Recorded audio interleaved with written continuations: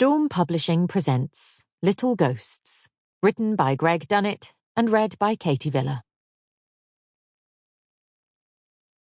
Part 1. Chapter 1. Gail, we're going to be late. Rachel heard the way her voice rose in pitch and tried to calm herself, the way her therapist had shown her. But she gave up on the very first breath.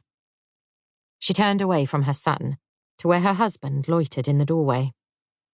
It's 9:30 that we're seeing Miss Townsend. You know that, don't you?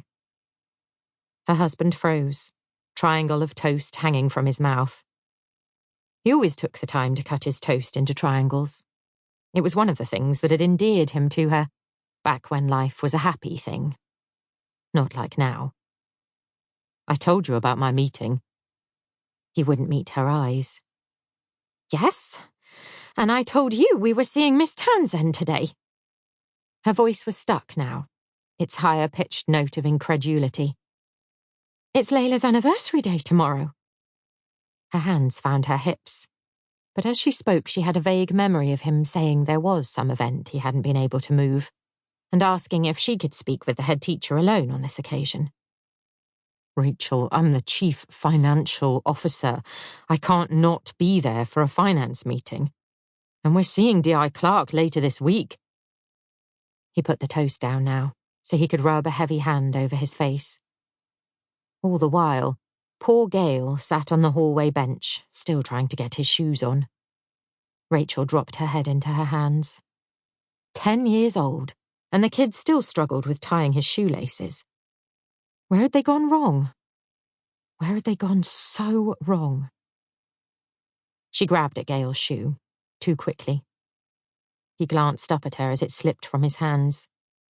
His face was a picture of pure misery, and yet so reminiscent of Layla. For a second, Rachel had to stop and stare at the ceiling. A neutral place. A space without emotion. She let a few moments pass in the fantasy that this was 2 years earlier, back in the full-colour version of her life, when there had been 2 children rushing to get ready for school, bickering and squabbling, but everything fundamentally right with the world. Rachel got Gail's shoes on and bundled him into the car. She had told him he could sit in the front seat now, if he wanted to, but he preferred the back, taking the same side he'd sat in when Layla was still alive, as if she might still climb in beside him. Neither Rachel nor Gail spoke during the mile. Sample complete. Ready to continue?